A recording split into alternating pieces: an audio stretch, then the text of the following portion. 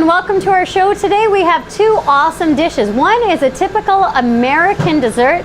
We call it apple pie. And of course today it's going to be an apple spice cake. We're going to spice it with cinnamon and nutmeg, and we're going to teach you how to make a raw caramel sauce. How awesome is that?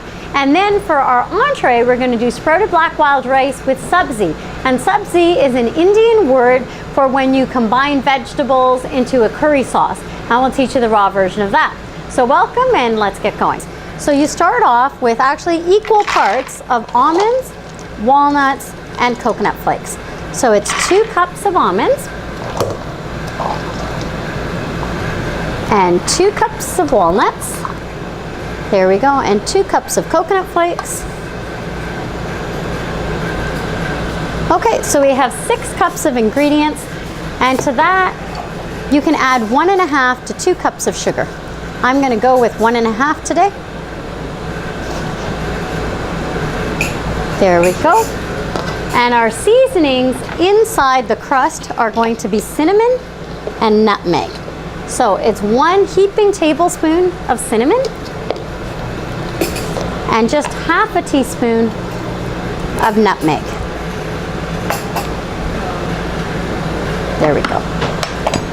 All right, we put the top on. And for our moisture in this, we're actually going to go with a little bit of our kefir. If you don't have kefir at home, you can use just pure water. And we usually do add just a touch of salt.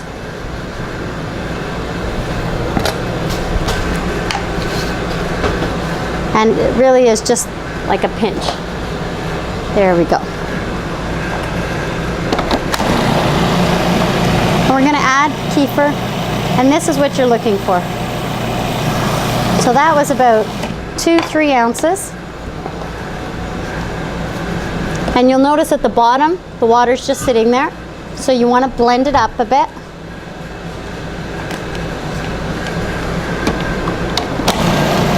And that's usually what we call our heart attack, when the food processor stops moving, when it all balls together in one central spot like that. Okay, so now our cake part is done. We use a springform pan in our raw food dishes, and the reason for that is we can actually get our cake out in the end because we're not using oil or anything. Our springform pans look like this. So usually the lip goes up to keep the cake in there. We turn it the other way. We saran wrap it, so your dirty part is down at the bottom where the saran wrap joins, and then your clean part is on top. We drop that into it, and then we close it up. So your pan looks like this. To this, we're going to go ahead and add our cake batter. So the batter is going to be sticky like this. Okay, so when it sticks together very easily, that's what we're after. Thank you. What we want to do to press it down is just wet the palms of our hands like this. That way our hands won't stick to our batter.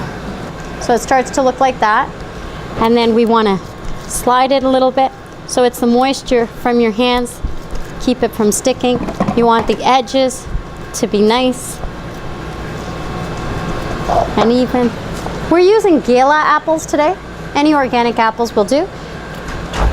I usually use one of these little knives, and it just lets me go around. We use it to cut the grapes off of our vines at the farm when grapes are in season.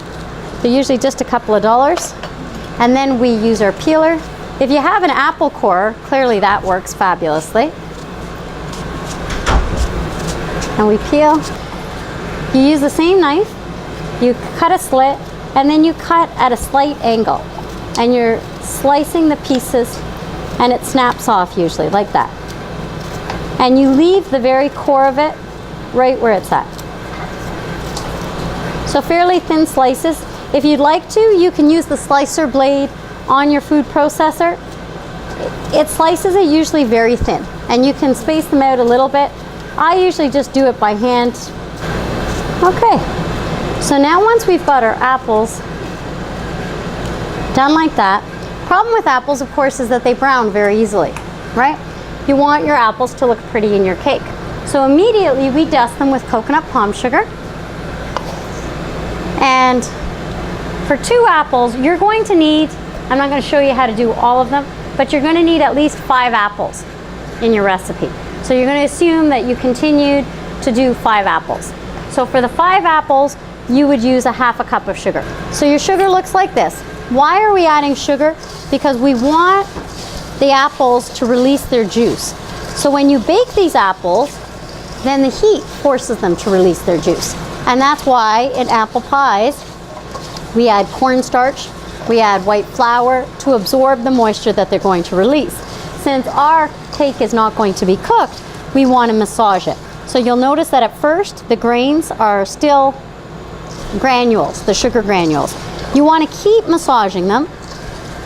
And don't be afraid that you'll break the apples. You might break them a little bit, like I'm doing now, but when you eat them, you're going to break them. Overall, they're going to be fine.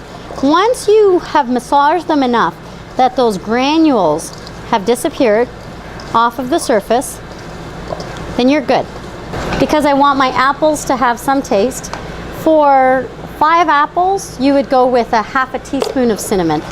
So we now take our apples, and we don't want that liquid, so we squeeze them.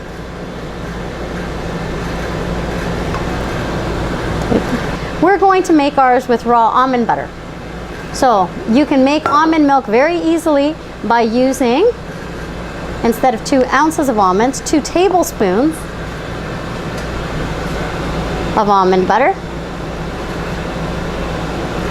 for every 16 ounces. So for our sauce, because obviously we'd like a nice thick sauce, we're going to go with 4 tablespoons of almond butter.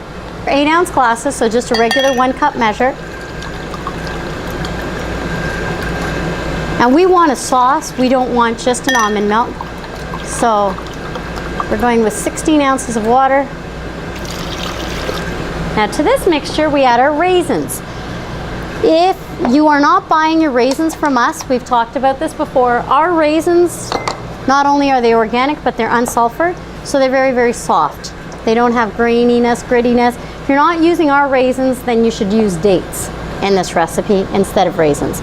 We often replace dates in recipes with our raisins because they're cheaper, and we think that our dates are so wonderful that we should eat those pretty much raw or use them as truffles or something where you can really appreciate them. And we add 2 cups of raisins. So it was 2 cups of water, 2 cups of raisins, and 4 ounces of almonds or 4 tablespoons of almond butter. There you go.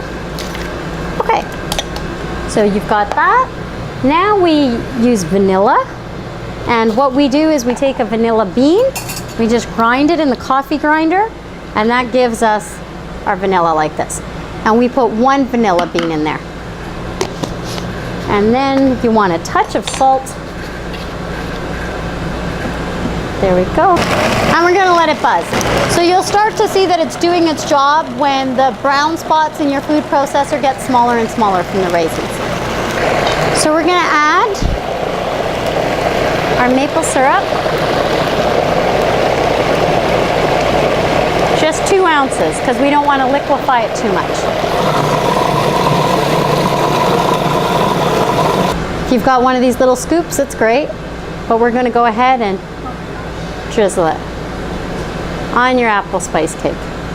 And that is the most delicious apple spice cake you're going to have. And this can be your breakfast, it can be your lunch, it can be your dinner.